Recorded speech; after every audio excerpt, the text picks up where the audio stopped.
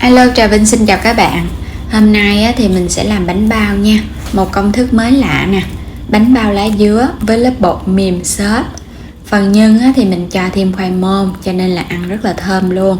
Thì bánh này đặc biệt mình dùng bằng cái loại bột mì đa dụng mà bánh vẫn mềm, để nguội không có bị cứng đâu. Thì mình mời các bạn cùng thực hiện nha. Đây là 600g bột mì đa dụng, 2 muỗng canh bột bắp. Bên đây là có 3 muỗng canh đường, nửa muỗng cà phê muối cho cái bánh nó đậm đà, 2 muỗng canh dầu ăn hoặc là mỡ heo cũng được. Men thì mình dùng cái loại men khô này nè. Rồi 100ml nước lá dứa mình xay ra từ 3 cọng lá dứa tươi. Lá dứa già thì màu càng đẹp nha. 220ml sữa tươi là mình dùng một gói sữa tươi á. Đây là hai loại bột mình dùng nè, bột mì đa dụng và bột bắp, thì các bạn dùng hiệu nào cũng được. Cho hết cái phần đường vô trong thau, mình cho muối vào luôn. Men thì mình sẽ lường 1 muỗng cà phê, mình dùng 1,5 muỗng nha, là tương đương 7g men á. Rồi cho nước lá dứa vô. Nước lá dứa mà các bạn muốn đậm mà không có bị đắng thì cho vào ngăn mát tủ lạnh cho nó lắng 1 ngày là nó sẽ đậm. Cho hết phần sữa tươi vô luôn. Cái lớp bột mà muốn nó mềm ngon thì các bạn dùng sữa tươi thay cho nước lọc nha. Rồi mình cho bột bắp vô. Cho hết 600g bột mì đa dụng vô. Tại vì cái gói này có 500g nên mình lường thêm ở ngoài chén 100g nữa. Và mình thêm vào 1 muỗng canh giấm hoặc là chanh, giúp cho cái vỏ bột của mình nó không có bị hôi á. Rồi mình cho thêm dầu ăn vô. Trộn đều lên. Do đây là cái bánh bao lá dứa cho nên là mình dùng cái dầu ăn bình thường. Còn nếu các bạn dùng cái dầu ăn càng trắng thì cái là vỏ bột mà áp dụng cho cái bánh bao trắng nó sẽ trắng nha. Và giấm hoặc là chanh cũng giúp cho bột trắng hơn. Trộn đều xong rồi bây giờ mình dùng tay mình nhồi bột. Mới vô thì mình phải trộn sơ để cho nó đừng có dính tay. Sau đó rồi mình hãy nhồi mịn lại. Phần bột bây giờ mình nhồi cho nó mịn vậy nè, và nó tụ thành một khối. Các bạn sẽ đậy lại, mình để yên 15 phút cho bột nở. Trong thời gian này thì mình chuẩn bị phần nhân nha. Mình dùng đây là 300g thịt nạc.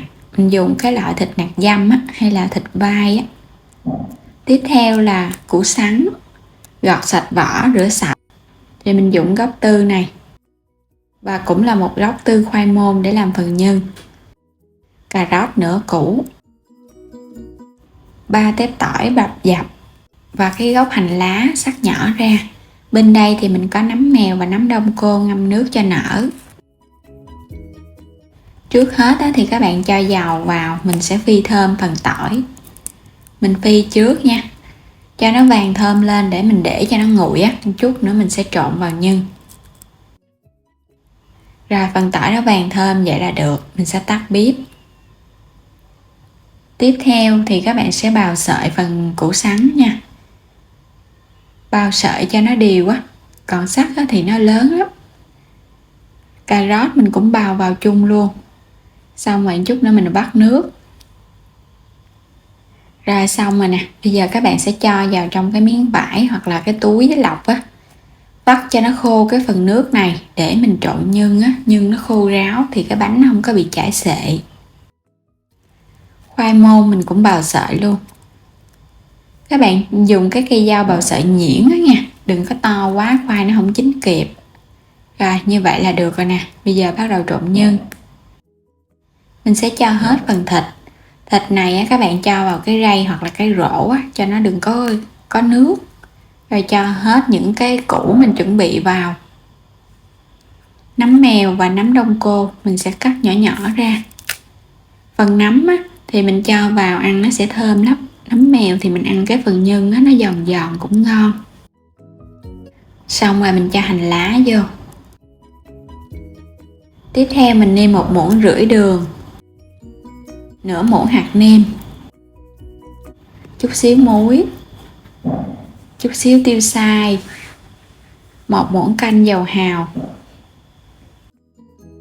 Phần tỏi phi hồi nãy này mình cho vào 1 muỗng canh. gồm có dầu và tỏi luôn, để cho nó thơm phần nhân. Tại vì nhân này mình dùng nhân sống không có xào á, cho nên là các bạn phải cho tỏi nó mới thơm. Nhồi đều lên. Phần nhân đã đều rồi thì mình để đây mình ướp chút xíu. Quay qua đây thì mình có chuẩn bị trứng gà và trứng vịt luôn, hai loại mình luộc chín. Xong rồi các bạn sẽ cắt ra nhỏ nhỏ để mình cho vào cái bánh bao, hoặc là dùng trứng cút cũng được nữa. Rồi bây giờ mình vo phần nhân trước ha. Phần nhân này thì mình chia đều ra làm 12 cái bánh. Các bạn sẽ cho trứng vào giữa rồi mình túm lại. Nếu thích ăn lạp xưởng thì có thể xắt lát cho vô thêm, để qua một bên. Tương tự các bạn cũng gói nhân y như vậy nha, túm cho nó tròn lại, rồi cũng để qua một bên. Quay trở lại thau bột, hồi nãy giờ mình để được 20 phút á, khoảng 15 cho đến 20 phút thôi, các bạn đừng có để lâu. Thì mình thấy cái phần da bột á nó mịn vậy là được nè, không cần phải cho nó nở quá. Bây giờ thấy phần da nó mịn, nó không dính tay nữa là được. Tiếp theo thì các bạn sẽ cắt nha, mình chia bột ra thành 12 viên, phủ chút xíu bột áo. Sẽ lấy từng viên bột ra cái thớt, các bạn nhồi sơ lại. Tại vì bột hồi nãy mình chưa có nhồi đâu, mình chỉ cần nhồi sơ lại từng viên bột là được. Xong rồi cái túm lại, vo cho nó tròn tròn, cho bên ngoài nó hơi láng láng á. Làm xong hết rồi thì cái viên nào làm trước thì các bạn lấy, mình sẽ cán trước nha. Nhớ phủ thêm chút xíu bột khô. Rồi các bạn dàn mỏng nó ra, mình sẽ cán bột.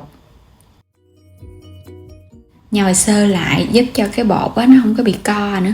Mình cán cái ở bên ngoài viền thì nó mỏng, ở trong thì nó sẽ hơi dày hơn. Bề láng thì cho ra ngoài. Cho viên nhân vào chính giữa. Mình sẽ giới thiệu hai cái cách để mình gói bánh bao nha. Một cách là các bạn xếp ly, xếp từng mối vậy nè. Mình xếp cho nó đều thì ra cái bánh của mình nó sẽ có cái mối nhìn đẹp. Những cái múi múi á, cuối cùng là chốt nó lại, rồi túm cho nó sát vô, vo cho nó hơi tròn tròn lại nha, nhìn cho nó đẹp hơn. Lót ở bên dưới là miếng giấy nến hoặc là giấy trắng cũng được. Tiếp tục mình sẽ cán tiếp nha. Các bạn cán bề này xong cái mình lật bề khác mình cán. Đây là cái cách thứ hai để mình gói bánh bao nè. Cách này dễ hơn. Các bạn sẽ túm lại nha, túm thành giống như cái hình bông hoa vậy đó, thành 4 cái cánh ha. Xong rồi những cái cánh đó các bạn sẽ túm lại thêm nữa, là nó sẽ ra 8 cái cánh hoa. Rồi những cái đầu của cánh hoa này nè, các bạn sẽ chốt nó lại nè, mình túm cho nó sát lại. Rồi túm cho sát để chút mình hấp nó không có bị bung á. Vo cho nó tròn tròn để cho phần bột nó đừng có sệ. Vậy là xong hai cách gói bánh bao đơn giản, ai cũng làm được ngay tại nhà. Đây là 6 cái bánh mà mình gói đầu tiên. Bây giờ thì mình sẽ ủ đầu tiên cái bánh này. Các bạn sẽ ủ từ 15 phút cho đến nửa tiếng đồng hồ. Mình ủ bột đến khi nào mà mình kiểm tra mình thấy cái bề mặt của cái bột ở bên ngoài nó láng và nó căng ra nè. Những cái múi nhìn thấy nó căng ha, và mình cầm cái bánh lên nhìn cái bánh nó cũng nhẹ nhẹ tay hơn nữa. Như vậy là được rồi, bắt sẵn nồi nước sôi. Các bạn sẽ cho những cái bánh này vô trong cái xửng hấp. Mình sẽ hấp cái đợt đầu tiên xong rồi cái mình gói tiếp, rồi mình ủ tiếp nha. Nước phải sôi mình hãy hấp bánh bao. Và bánh này mình hấp lửa trung bình 15 phút cho nhân nó chín kỹ. Đây là cái đợt bánh thứ hai thì mình ủ 15 phút thôi, trong lúc chờ hấp xửng đầu. Quay trở lại nồi bánh hấp, mình hấp được 15 phút. Bây giờ các bạn mở nắp nhẹ ra. Những cái bánh bao thơm phức luôn, nở căng phình, bóng lưỡng. Bánh bao thì các bạn ăn nóng nó sẽ ngon nha. Mình sẽ lấy bánh ra nè. Nhìn hấp dẫn quá. Đây. Rồi các bạn bắt tiếp 6 cái bánh còn lại do mình hấp tiếp nha. Đây là cái đợt bánh đầu tiên nè. mềm xốp. Xung quanh thì láng mịn nè ha, phần bột nhẹ tên, bên trong xốp mềm. Cái phần nhân nó tụ thành một viên tròn, không có bị rời rạ. Nhưng mà các bạn xào trước thì phần nhân nó sẽ hơi bị rời nha, còn mà mình để nhân sau thì nó sẽ tụ thành một viên nó không có bị rời ra. Nhưng có khoai môn thơm lắm á. Mình cho thêm chút xíu cà rốt cho nó màu đẹp á. Các bạn không thích thì không cho cũng không sao. Bột rất là xốp luôn ha. Làm bằng lá dứa, cái màu nhìn cũng đẹp nữa. Phần da bánh bao làm đúng cách là các bạn lột da dễ dàng. Tại vì thường nếu mà ăn bánh bao có nhiều người kỹ người ta sẽ lột cái phần da bên ngoài bỏ đi, chỉ ăn cái phần bên trong thôi cho nên bánh bao mà không có lột được cái phần da là không có thành công ha. Cái bánh các bạn cầm lên rất là xốp luôn á. Làm cái công thức này nếu mà các bạn làm màu trắng thì bỏ lá dứa ra, mình thế bằng 320ml sữa tươi.